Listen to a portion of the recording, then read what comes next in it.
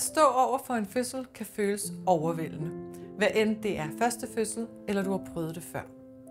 Hvis I er godt klædt på og føler jer trygge i forløbet og i stand til at handle, er det mere sandsynligt, at I også får en god oplevelse med fødslen.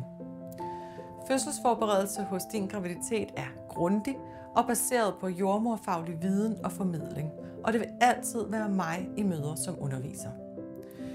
I min optik er det vigtigt, at partneren til den fødende er lige så deltagende i fødselsforberedelsen som den fødende selv. Det er nemlig partneren, der skal tage meget af initiativet under fødslen og gøre brug af og støtte op om de teknikker, I kan sammen.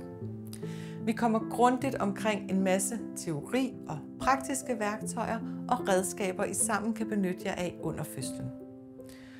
Uanset hvilken variant I vælger, kommer vi til at arbejde med graviditetens afslutning og fødslens start, om at være i en modningsproces og om, hvordan en fødsel kan starte.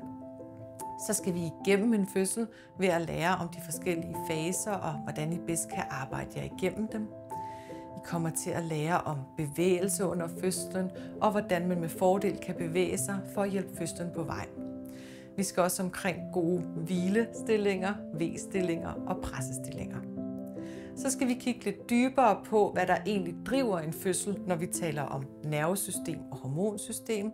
Og på den måde får I en forståelse af fødslens dynamik og hvad I selv kan gøre for at hjælpe en hensigtsmæssig hormonproduktion på vej.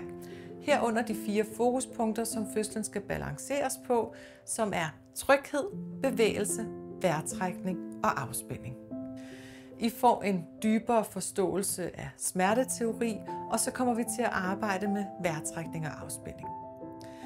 Den mentale del af fødslen er vigtig at arbejde med, og i denne del af fødselsforberedelsen kommer I til at skulle forholde jer til de overbevisninger, I allerede har omkring at føde, og måske skal nogle af dem ændres til noget, der er mere hensigtsmæssigt for jer at tage med ind i fødslen. Emner som kontrol og kontroltab, fødselsplan og teknikker til adspredelse er også en del af den mentale fødsel. Så skal I vide noget om de udfordringer og komplikationer, som også kan blive en del af en fødsel. Der er blandt andet emner som brug af V-stimulerende medicin, kopforløsning, kejsersnit, blødning efter fødslen og behandlingskrævende barn. Viden om disse ting kan forhåbentlig give jer en større tryghed og ro i at være i det, hvis det skulle blive en del af jeres fødsel. Smertelindring kommer vi også omkring og gennemgår også en epiduralblokade. Og så slutter vi forløbet af med at tydeliggøre partnerens rolle og vigtigheden af den under fødslen.